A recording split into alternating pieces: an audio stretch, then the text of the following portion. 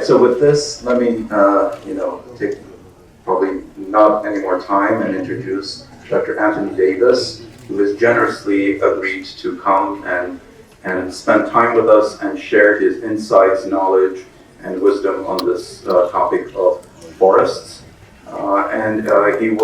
His broad topic will be how do forests fit into national policies, national economies, national environment, national social setting, and what should we expect? And Dr. Deivis is not alien to Armenia or this region. He's worked in Armenia before with ATP and other organizations. He's also worked in Lebanon, in Jordan, all those countries, and in the Middle East. So he's very much familiar with this region and with Armenia as well. So, Dr. Deivis.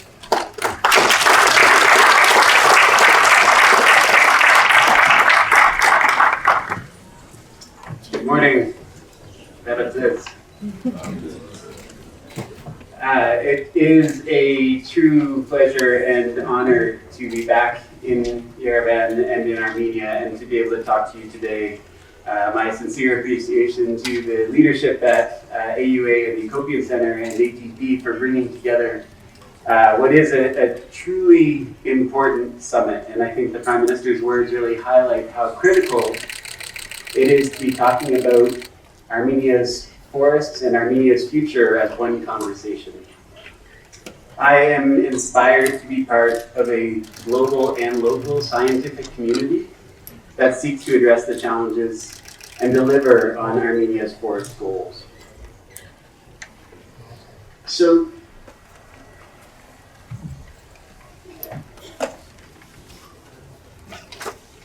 this is where, there we go. Okay, so as Alan mentioned, I've had the great fortune to work all around the world in areas where forest degradation is a major issue. And my background, being from Canada, I grew up with forests. I grew up with the abundance of trees and water and soil and wildlife.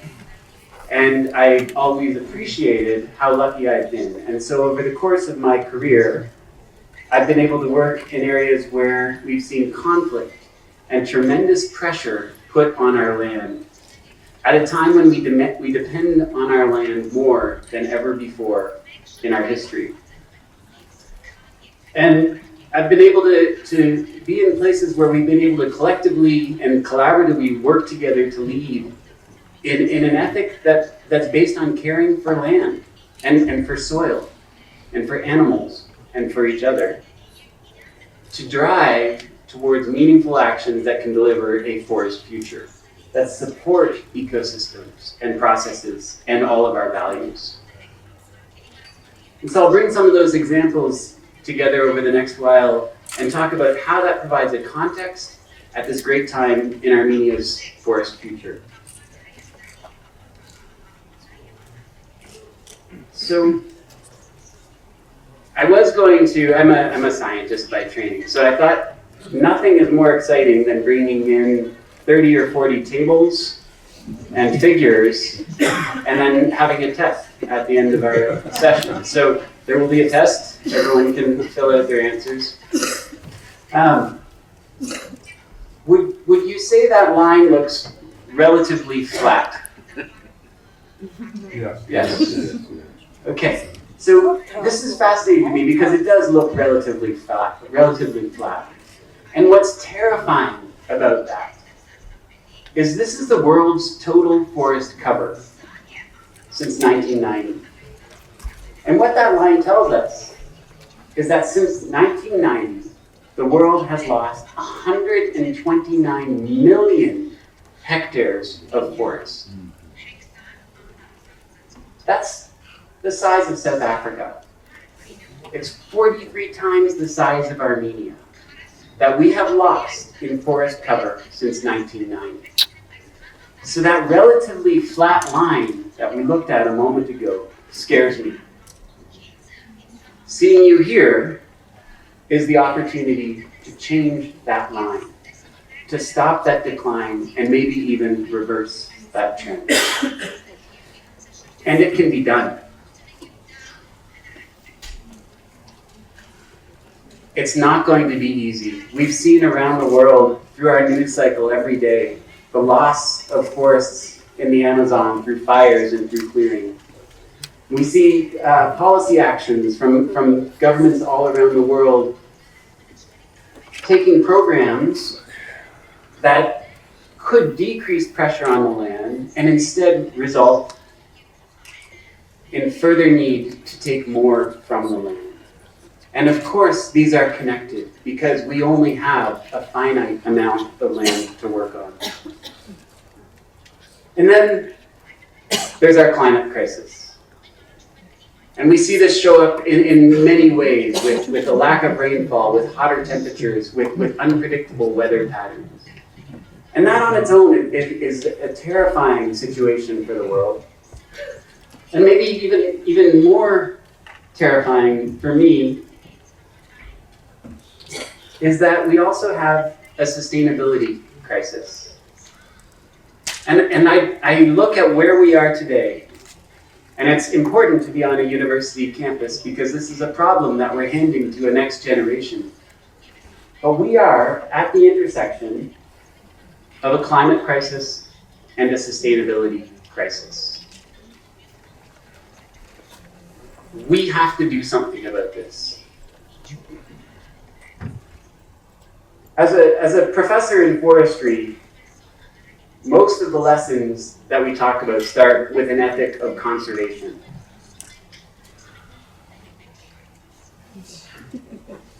And Aldo Leopold is a tremendous resource and inspiration and has written so many great documents and given speeches in the 1930s, 40s, 50s that we use today to further our drive in conservation. And so I'm going to present something he said that I think about almost every day, which I think articulates our sustainability crisis and what we can do about it. He said once, there are two spiritual dangers in not owning a farm. And the first is the assumption that breakfast comes from the grocery.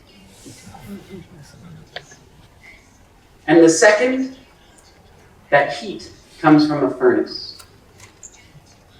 And if you look at the challenges facing Armenia today, facing the world today, where do we get our food? Where do we get our fuel? What do we do with water? These are all underneath the umbrella of this statement. This is a lesson that we all need to take very seriously. To me, that defines our sustainability crisis, where we no longer pay attention to where things come from. So that sustainability crisis, I look at things over the course of my lifetime, and if you're mathematically inclined, then you could probably figure out how old I am from these numbers. The population over my lifetime in the world has increased by 82%. We use 30% more wood than when I was born. We use 280% more steel. We use 509% more cement. This is the architecture of a sustainability crisis. We use more, and we use more than even our population has grown. And when we add the other axis of that intersection,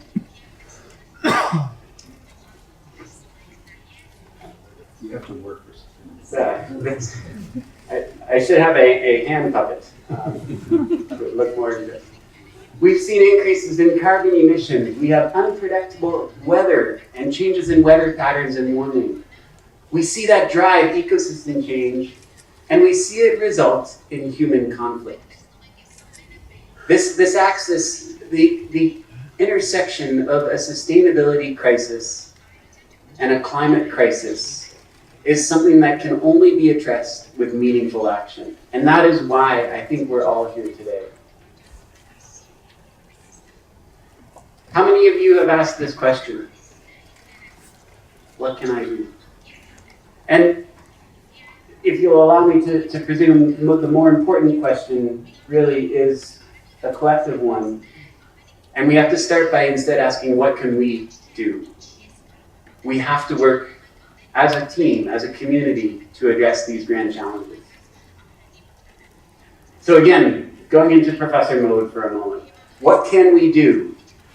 Well, there was this tremendous, very powerful paper that came out in Science earlier this year, and in it, the authors identified that there is almost 1 billion hectares around the world that could be planted into forests, those beautiful carbon-sucking devices that we see around our landscape. And that's a tremendous opportunity.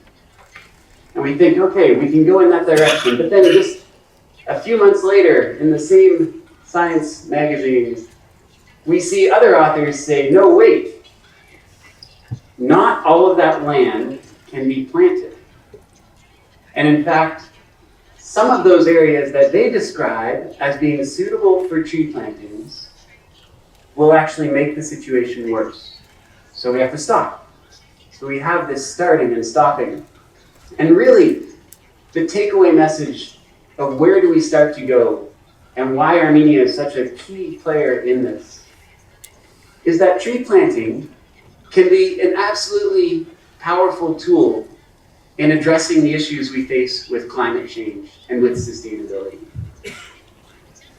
But we have to be careful that we don't plant trees in areas where they degrade other ecosystems. This is an important spot to engage with the scientific community. And again, the people who are here for the next day and a half, bring this expertise into one set of rooms and have an active conversation. Going deeper into this, a colleague and I tried to figure out, with all of these commitments, the Bond Challenge, the New York Declaration on Forests, Agenda for Sustainable Development, REDD+, how many tree seedlings are we looking at over the next 10 years? And around the world, to meet these restoration, conservation, sustainability, biodiversity goals, we're looking at just about 220 billion seedlings by 2030. The US plants around 2 billion seedlings a year, so we're not even close. 18 billion seedlings per year. It's an awful lot of trees. And so the takeaway, again, is where do they go? And this I see as that opportunity in Armenia, and where Armenia's forest history is an invaluable tool.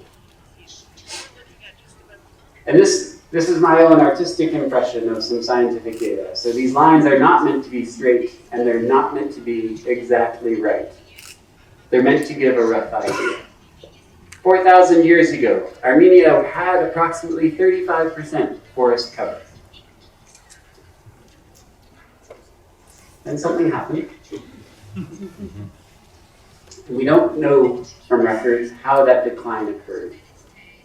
Until roughly over the past 100 years, there's been that 8 to 13% that Alan mentioned before. And that's where we are. What's so important about this is our knowledge that that forest history of Armenia tells us that there were hills and valleys that supported tree cover where it's no longer present. That in fact there are areas where we could reforest and afforest and not disrupt other meaningful, intact ecosystems. A very important thing to do when we think of this with a conservation, think of tree planting with a conservation ethic. So, where do we go? Well, Armenia's forest future tells me if we have less, I think we end up there. We're all fairly frustrated at that point. I don't think anyone in this room is going to be happy if we stay where we are. If we, in 2050, come in and we're celebrating a 30-year tree planting program and we've got the same forest cover as today, are we satisfied? No, we're not. So it's more. Maybe it's here, maybe it's here. And luckily, very recently, we have some numbers to put to that. The noble objective of doubling forest cover by 2050. This is where we want to be.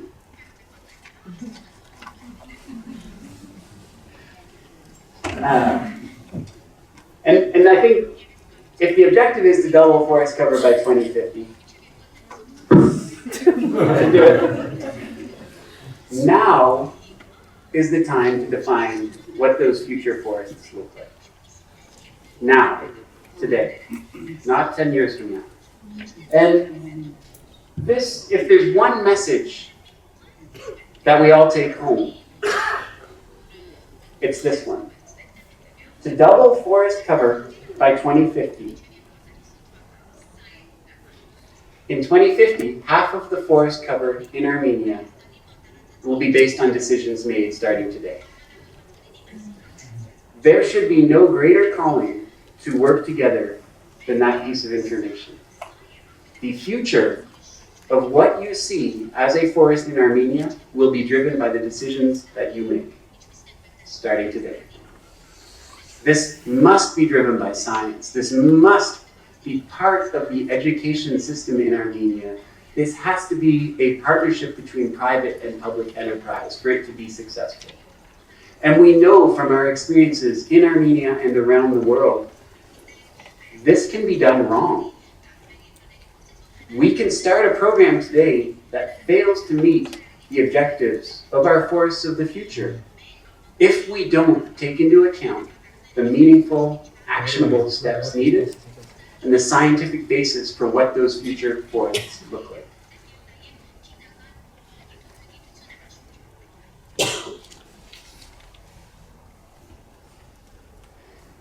And this is where I wanted to take a moment and reflect that primary forests have irreplaceable value.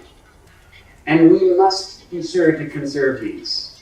And I'm encouraged to hear that this morning the Prime Minister's remarks that there are now greater protections in place against illegal logging. That is a threat that we have to work to address. And when I look towards 50% of Armenia's forest future being based on the decisions you make starting today, I think about what do we want a plantation to be? We've all seen plantation forests, and they are not the same as those natural forests. The trees are not arranged the same way. The mix of species is different. And so we have to go into this conversation knowing that we maintain our primary forests, and let's not expect our plantations to be the same, but let's define the values that we want those plantations to serve. And we can grow trees to meet many, many objectives. Let's define what those are.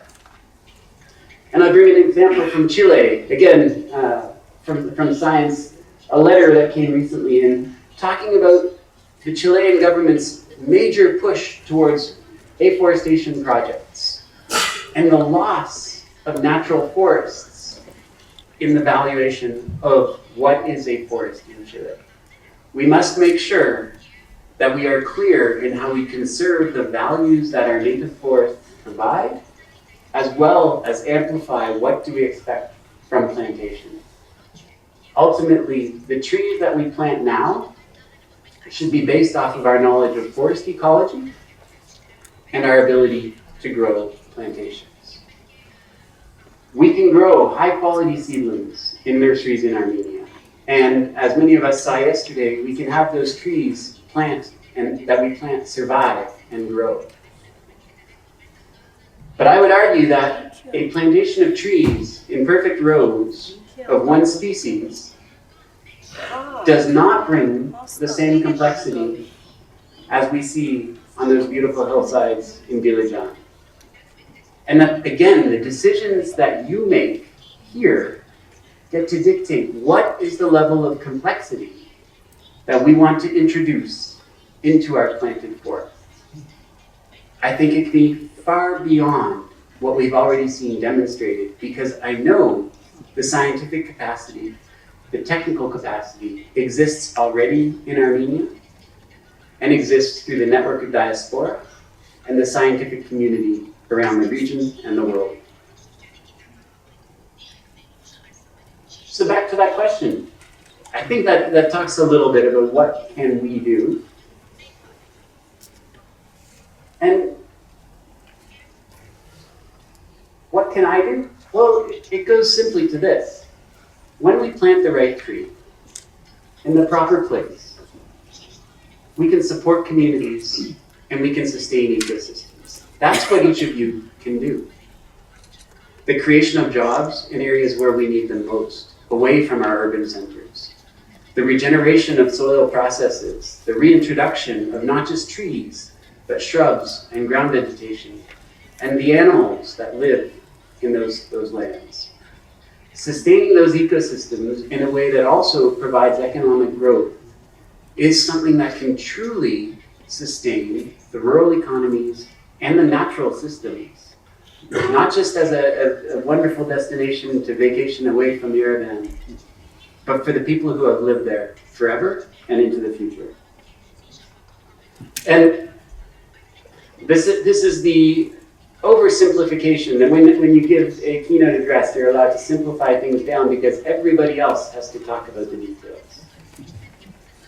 We need to bring together science, education, the knowledge base, and not just new knowledge, but there's thousands of years of documented history around the lands, the rivers, the farms, the forests of Armenia. That history is a valuable tool to set a path forward. We need existing partnerships to grow. There is no I. This is a we approach, and we must collaborate to be able to achieve our desirable outcomes. The passion. I've seen this in the conversations around organizing this conference. I've seen this in the 5 or 6 years that I've been able to partner with different organizations in Armenia. I know the energy exists to be able to drive towards success. Because as easy as these 3 circles make it look, it is unbelievably hard to do.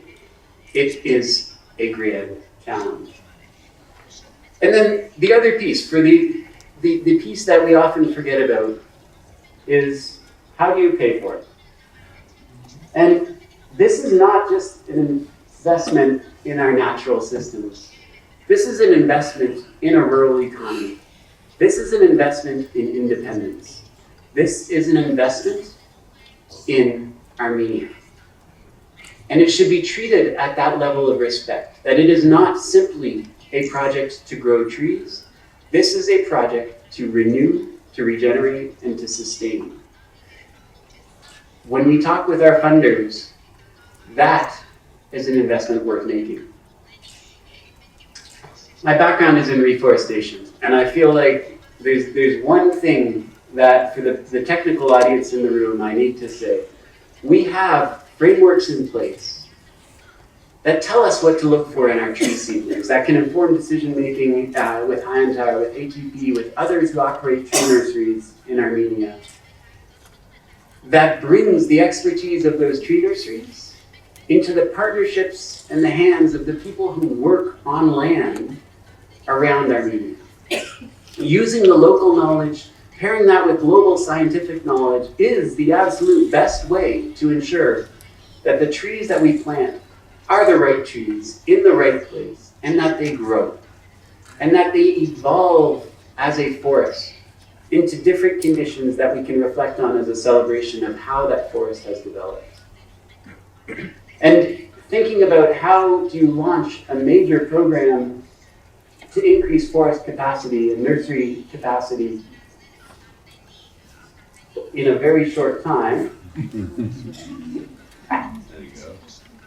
there's 3 things that I think we really need to talk about at a technical level. The quality of seedlings truly matter. We have to focus on growing very high quality seedlings, which do not always equate to being the most expensive seedlings.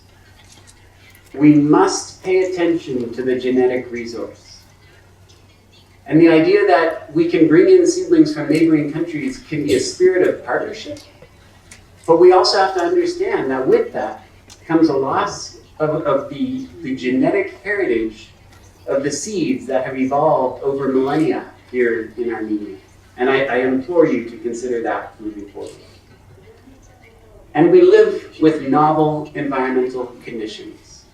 So things are not going to be easy, because just because a tree grew somewhere before, as we see changes in our rainfall, we see changes in our length of winter, in our heat in the summer, we may see this continuing set of new ecological conditions. And we must learn to adapt and do so quickly and based on science. And so what can be done? I hope these pictures offer hope. This is a small nursery in central Lebanon, and the farmer who was operating it had very low seedling success. You can get that from the picture. And 1 year later, after a series of technological investments, but mainly through education, that farmer was able to grow very high quality trees that then survived once they were planted in the reforestation sites. In just 1 year's difference, this is the exact same location. In Jordan, we worked in some desert restoration projects in truly arid conditions. And again, just 1 or 2 years after increasing the capacity to grow high quality shrubs and trees, we see a return of wildlife who come in. We see the changes in how water can stay on a site in just 1 year, in just 2 years, based on using science to guide the decision making. And I've seen in Kinskov, in a small mountain village on the island nation of Haiti in the Caribbean, the ability for a tree nursery to create local jobs sustainably while contributing to environmental restoration. Again, giving the power to sustain the future environment of a region back to the citizens who live in those communities through teaching, through partnership and education, and through small investments in people. So, for Armenia's future forests, with the work you do starting today, the work you've been doing for 25 years, the work you'll be doing for the next 30 years, you are creating jobs in rural communities. You are providing a sustainable supply of wood, of trees, of fuel. You're contributing to global issues we're facing with needing to store more carbon. And you're expanding Armenia's biodiversity, providing an opportunity for the wildlife that use Armenia's forests as their native habitat, that we all love to see, as elusive as some of those creatures may be. We can expand their ranges through thoughtful planning of what trees we plant and where we plant them. And so, again, I will go back to Aldo Leopold, and for those of you who ever take a class from me, you would get used to hearing more and more and more quotes from the same author. And he gave a speech once, later in his career, and in it, this is, I think, 1947, he said, "Our tools are better than we are, and they grow better, faster than we do." And for those of us who use technology, I think we can agree that the technology changes so fast. It is so much more efficient. And every day, it gets faster and more efficient and better than what its versions did before. And he continued to say that those tools, it's nice to crack the atom and to command the tides. And we see that. We see that. We send people to space. We beam signals around the world instantaneously. We talk to our parents and our children and our cousins as if they were next door. But those tools do not suffice for the oldest task in human history. And I think this is the grand challenge. This, to me, when I heard of the Forest Summit, is where we need to go. And it's to live on a piece of land without spoiling it. The oldest challenge in human history. And to me, that is what we're here doing today, tomorrow, and then into the future. With that, I'm excited to be able to finish and let us begin to have the detailed conversations and really talk about how does Armenia rise to this grand challenge. Thank you.